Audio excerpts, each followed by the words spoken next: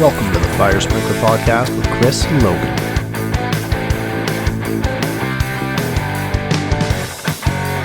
This episode of the Fire Sprinkler Podcast is brought to you by AGF Manufacturing. For over 30 years, AGF has designed and manufactured unique fire sprinkler products, including anti-freezing drum drips, automatic air venting valves, and corrosion monitors. These products accommodate the varying demands of the fire protection industry and help manage fire sprinkler systems more efficiently.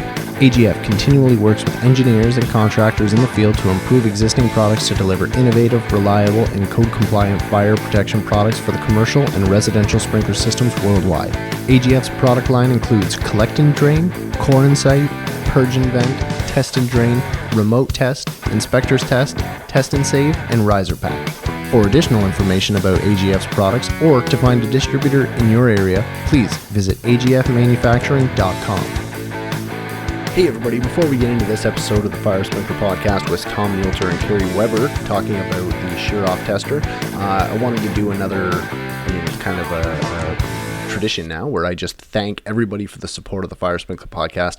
Podcast is growing to around 12,000 subscribers, listeners, sponsors are starting to roll in, so I'm getting pretty good. I've been updating my things that I'm using to record. I've got a lot of good ideas in the future as far as products that I'm going to have available.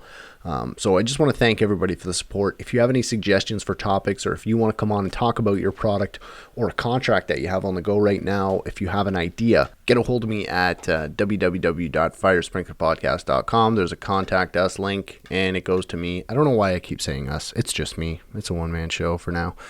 Anyways, thanks everybody for the support. Thanks for tuning in. Without further ado, here is my conversation with Tom Multer and Cary from the Reliable Sprinkler Company. Hey everybody, thanks for tuning in to this episode of the Fire Sprinkler Podcast.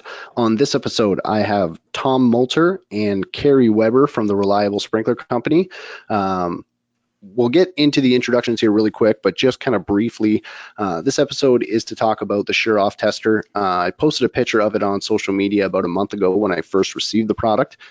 We've put it through the paces, and we've determined it to be a winner. We like it, but I want to find out more about where the product came from, who created it, and what they think about the success of the product. So first, let's get into the introductions. Tom, why don't you tell me who you are, what you do with Reliable, not so much now that you're retired, but maybe how long you've been with Reliable and what you did when you were there.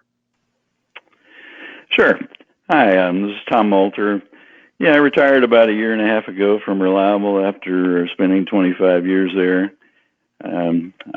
When I left, I was Vice President of Product Technology in charge of new product development and the Technical Services Group.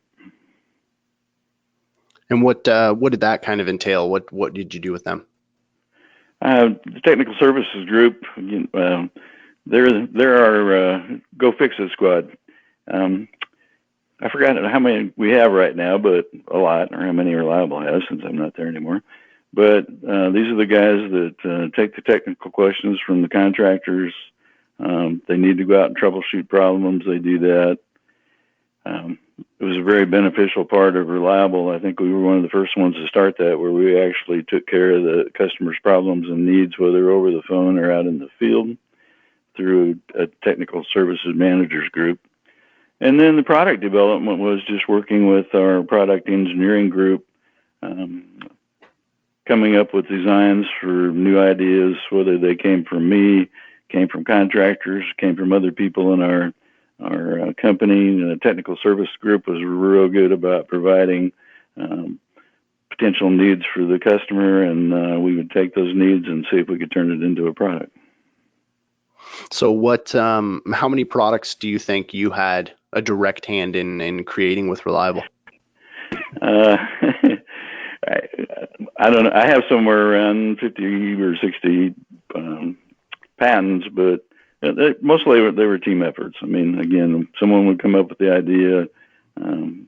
I would help drive that particular product through the engineering group and make renovations based upon, I had 21 years of contracting experience prior to coming to Reliable, and we tried to look at everything from the contractor's perspective when we were designing a product, and very beneficial. Try and interest their need or to take care of their needs.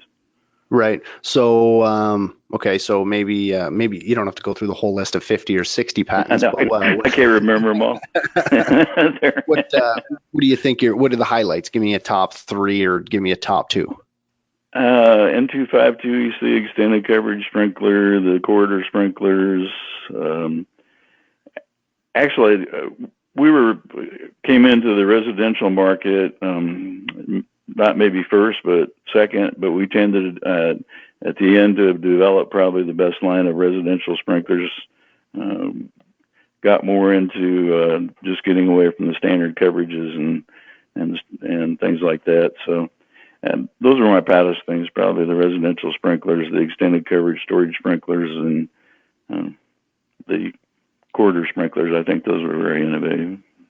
Interesting. And Carey, what do you do with Reliable, and how long have you been involved with them? I'm rounding up on 7 years here in September with Reliable. I am the Director of Technical Services. If Tom were still here, I would be reporting to him. Obviously, we have a new person that's taken Tom's spot, but my job here is to kind of make sure that my I call them my road warriors or my Marines. I got 8 of the sharpest guys in the industry scattered across the country here. Doing bow trailer demos, lunch and learns, engineer visits, just general education of customers and fitters, AHJs, you name it. These guys average about 120, 130 nights a year on the road at various locations. You'll see us at some of us at the conventions here and there. But yeah, I mean, it's kind of what Tom mentioned. That's our technical service group. And I like to say that we're kind of the bridge between the customer and the engineering and product development department here. Tom kind of touched a little bit on the fact that we bring that contractor perspective. All of my guys, including myself, have all come from the contracting background. So when the engineers come up with a product, we're kind of the guys that go in there and point out what's good and what's bad, and kind of tweak it for end user advantage. So kind of, I guess more teachers than anything at the end of the day. Well, teachers, and you can't be a teacher without wanting to learn. So it's you got to be passionate about your job, and it sounds like both of you guys are very passionate about your jobs, and that's good to have. There's not too many people that are involved in fire protection that aren't extremely passionate about it, which is kind of part of the reason why I started this podcast. So we can get kind of into the history of the Sure-Off tester. This episode is based around the Sure-Off tester. So it's a nifty idea. If you're not sure what the Sure-Off tester is and you're listening to this for the first time, climb out from underneath the rock you're living in, check these things out. Essentially what it is, if I were to describe it to you visually, it's a mechanical T with a cross coming right out of it. Gauge goes up, drain valve goes down. Coming out to the side, you have an isolation valve with a long drill bit that comes through. And Tom, why don't you tell me why this product was developed? All right. Actually, I would like to take credit for the product, but I'll take credit for having Reliable get involved with it. A sprinkler fitter in Atlanta had come to me with his idea of this device. And as soon as I saw it, I loved it. Because I knew from my contracting experience what happened when you shut the wrong system off in a mall in particular, or even in a high rise, it can happen. But the fitter brought it to me, and he had kind of a rough model that he'd made. They had been doing a lot of mall work, and as happens sometimes in a mall, you have either a new maintenance person at the mall or someone doesn't know what they're doing. And they're supposed to be shutting off the system for the store that you're doing renovation or modification work in, and they shut off the wrong system. The only way that you're going to discover at that point that this wrong system was shut off is when you start trying to take a sprinkler out, and you end up soaking the fitter and flooding the shop that you're working on. It is really disastrous when it is an existing building or existing shop that you're doing work in and you have inventory and product in there. But it can also be bad even in a new space in a mall that hasn't been occupied before. you put enough water in there and it starts running into the adjacent shops that are occupied or into the shops below you, you can create a whole lot of damage in a short amount of time before you can shut that system off. It gets messy really, really quick. Really quick. And so when I saw the device, I thought, this is a great idea. And so we looked at it, and, it was rough because he was a sprinkler fitter, and he had to work with what he had to work with. But he'd already been using it successfully on projects. So I looked at it. We reached an agreement that we would obtain the patent for him and maintain the patent and have an agreement with him to build the product with royalties for him for a long period of time. Nice. He was a great guy. He brought me several other ideas later that didn't work out, but this one did. When we looked at it, again, there were some certain features that we added to it as we worked on it. He didn't really have a gauge on it to begin with. You could just tell that water started pouring out of the little 1/8 inch connection in there, and that had a shutoff valve that, yes, you still had pressure on the system. So we ended up putting a gauge on it, an extra drain valve with hose connection. And more we played with it in our lab, we found out that you needed to have some really special O-ring seals. So when you actually drilled into the pipe and pulled the drill back, that water wouldn't leak out the end of the device. So we experimented with a lot of O-ring seals and made that happen. Now, one of the warning tags that's on these things, it's got all the typical kind of state of California, this thing's known to cause cancer, blah, blah, blah. Don't poke yourself in the eye. And I think the grass has those tags on them out in California. Everything causes cancer in California. But it's got on here, use a cordless drill only. Was there an issue with somebody using a corded drill? Did it burn out the O-rings or what? No, well, there could be an issue. You don't want 110 volt power next to water.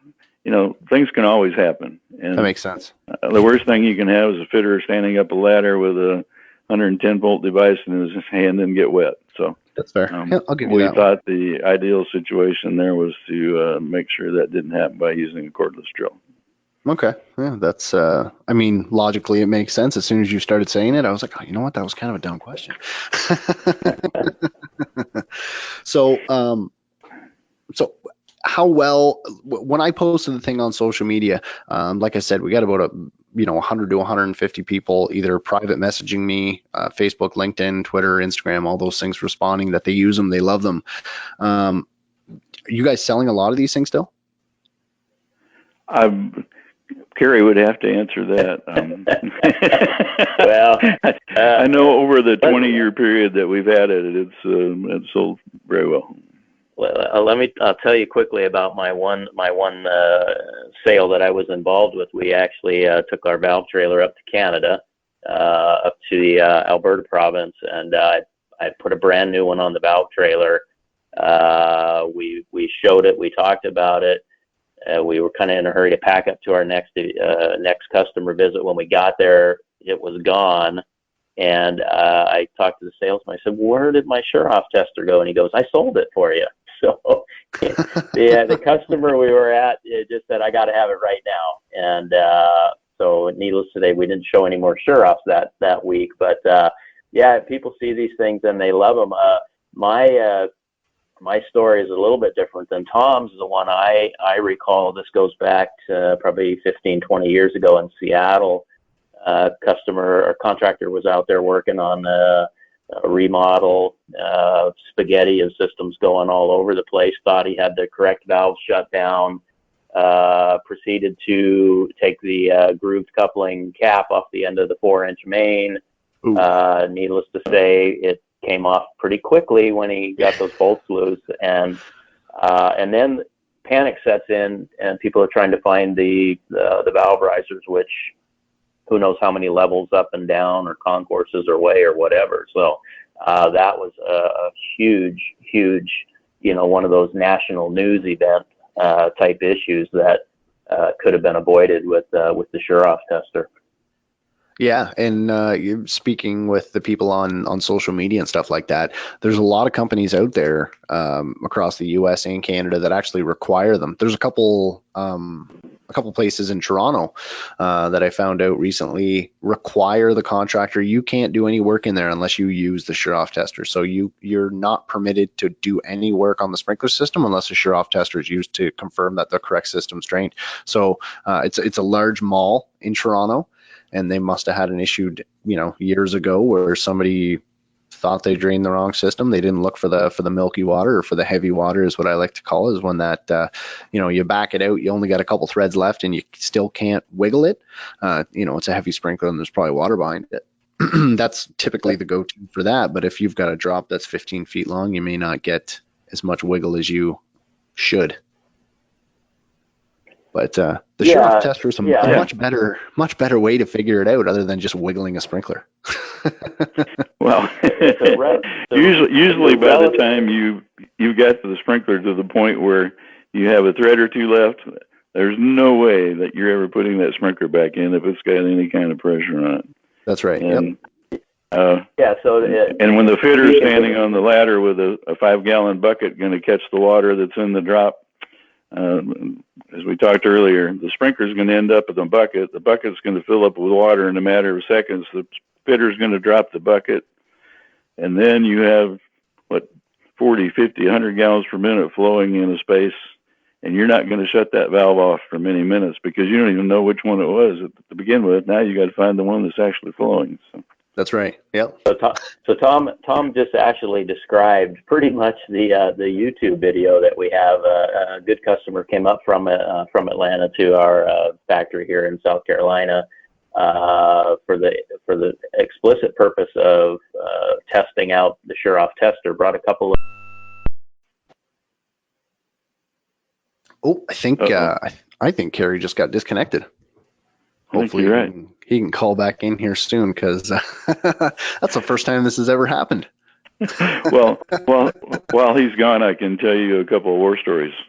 One of them good and one of them bad. Again, when I was in contracting for 21 years before I came to Reliable, and we had these problems in malls. One time we were working in a wedding dress store that was open for business, but they were putting a cloud ceiling in. So we thought, sure, we're going to drop down a few sprinklers into the cloud ceiling. Again, the system was not shut off. We ended up, I think it was somewhere around $120,000 worth of wedding dresses got ruined. I mean, it was a tremendous amount. Of course, they're wet, get the nice black, nasty water on them. And that was quite a loss. And we didn't like it, and our insurance company didn't like it. Yeah, surprising. The next loss, the insurance company wouldn't like that. That's crazy. Yeah.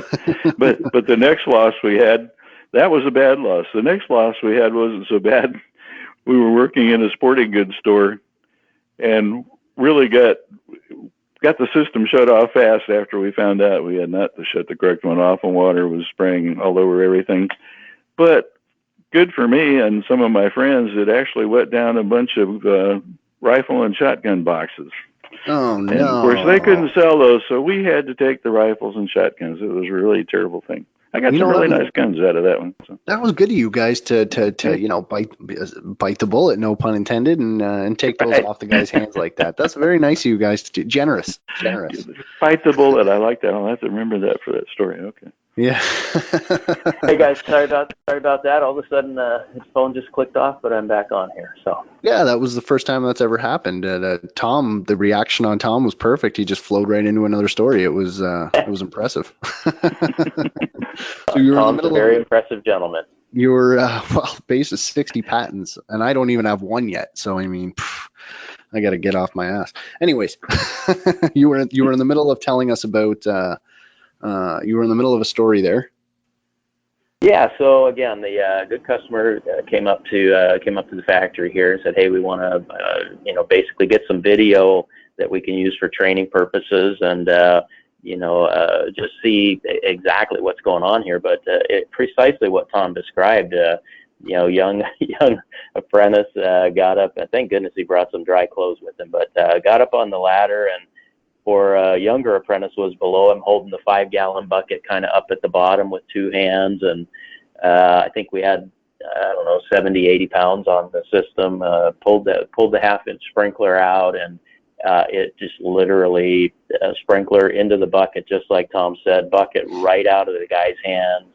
And then, we're all kind of chuckling and laughing, but that poor apprentice must have spent, 5 minutes with the old half-inch open valve trying to get it started up in there. He absolutely could not get that thing started. We knocked the pressure back down to about 30 psi, and he was able to catch a thread and get it up in there. But that whole process was a good 8 minutes long, and he would have never got it at the pressure that we originally had it at. But we were able to capture the whole thing on video and have some good fun with it. But to your point, shortly after that is when that customer went back and said, these are now going to be required on all of our trucks. We will not, and I don't know if they went to the point, if it's a single system, obviously that makes no sense, but if there's ever any chance that we've got the wrong valve shut down, this is part of their risk assessment, and, it's common practice for them now, like you said, and for a lot of other companies as well. So, at some point, we hope the word gets out to the mall owners and, the airports and places like that, it's just part and parcel of their building standards for working on a sprinkler system. Mm-hmm. You were telling a story about the apprentice there. I've seen some videos on Facebook and Instagram and stuff like that where contractors, if they do like a summer party for their employees, they'll make a game out of it. So instead of having like a water game for the kids, the game is to pull a sprinkler that's got like just a hose behind it, hose pressure behind it, and then they got to try to get the OSV, which you can figure out what that stands for, I'm sure, all on your own. The OSV valve into the spraying water before you get too wet. But the idea is to kind of get wet and have a little bit of fun with the training. Yeah, and again, it was fun. We obviously, we have nice, clean water. I wouldn't suggest drinking it, but it's obviously nothing like what's going to come out of a system that's been sitting there stagnant for any length of time. So that would tend to make it just that much worse. Yeah, nobody wants to be covered in sprinkler water. Unless you're on fire, then you'll love it. There you go. So you guys have coming up in January, you have a pretty good anniversary coming up. It's coming up on your 100-year anniversary. Yeah, correct. Plans already started with our burgeoning marketing department to take full advantage of that. But it's an exciting event. 100 years of sprinkler stuff, and Tom, you can add your part in there, but I've been in the business for 41, 42 years now, and I often joke it's like the Hotel California, right? You can check in, but you can't check out. Check out somehow. How true that is. Yeah, I had my 46 Carey, so wow, 46 years, but it was fun, all of it. So. Well, I mean, absolutely. Like I said, people in the industry are passionate about it, so it's not hard to find guys that have that 45, 46, 50 years involved in the trade. What kind of events are you guys going to be doing for the 100-year anniversary? The other thing, actually, before Reliable is entirely family owned and operated, and I believe they're on the 4th generation running the business right now. Is that correct? Yeah, that's correct. Yep, we have some grandsons here. I actually have FJ the 4th now is in the business. The FJ started the company, and then Junior 3, and now 4 is in the business, and Kevin Fee Jr. as well, representing the 4th generation. Mm-hmm. Yeah, I spoke with FJ4 there. When we were in Nashville, I had a brief little conversation with him. You can hear that on one of the previous episodes, the NFSA overview episode. He was, like you said earlier, you can check in, but you can't check out. He went out to do a couple other things and then got roped back in. Yeah, and we're glad to have him. I mean, the stuff that our marketing department is doing is just fantastic. It's just fresh new stuff. I mean, it's a whole different world than probably Tom and I've been used to. I mentioned I've been in the business for 40 some years. All but 4 of those years, I worked for companies that were very, very strong, reliable supporters. So even though I've been employed by the company for 7 years, I feel like I've been with them for 40. Mm-hmm. And that's so I'm family owned and operated business too. We've used a lot of the reliable sprinklers, a lot of the residential stuff, and the ESFRs as well. We've used quite a bit of the ESFRs, and the residential sprinklers are kind of the go-to ones we use for those. Is there anything else you guys want to touch on before we get off the call here? Do you guys have any new products that you can kind of tease the release for? Any kind of inside information we can get? It's kind of, we're at a little bit of a I don't know what to call it, a weird point right now, but we've just hit the market with with a new diaphragm deluge valve, a number of other products, and not to be coy, we're looking for the next best thing here. We need to get Tom back in here, and Tom used to describe his job to me like this. Tom would say, "I have the best job in the world." He goes, "I come into work in the morning, I put my feet up on my desk and read the newspaper and think about what people need." And so, we try and get that input from everywhere, including our tech services group and our salespeople and customers. So, yeah, we got some ideas in mind, but nothing, I would say, imminent right at this moment. Well, you let me know when you're ready to bring those to market, and we can talk about them here. Perfect. Love to do that. Awesome. Tom, Carey, thanks for coming on the Fire Sprinkler Podcast and talking about the Sure-Off Tester. If you have anything else, if anybody needs any more information, how can they get a hold of you guys? Well, get a hold of Carey unless you're calling me on the golf course or in my boat. Tom's retired. He's not looking to. Yeah. Get in touch with any of your local reliable sales offices is a good way. If you've got technical questions, our group can always be reached. We've got an email address that's monitored 5 days a week, normal business hours. TechServe, TECHSERV at reliablesprinkler.com. Our go-to number for years now is 1-800-55-RASCO, 557-2726. Toll free again. That number's monitored 5 days a week, normal business hours by one of my 8 guys. So always happy to talk to people. Awesome. If you want any more information on any of the Reliable products, go to www.reliablesprinkler.com. Carey, Tom, thanks for coming on today. Thank you, Chris. Thanks for having us. Take care.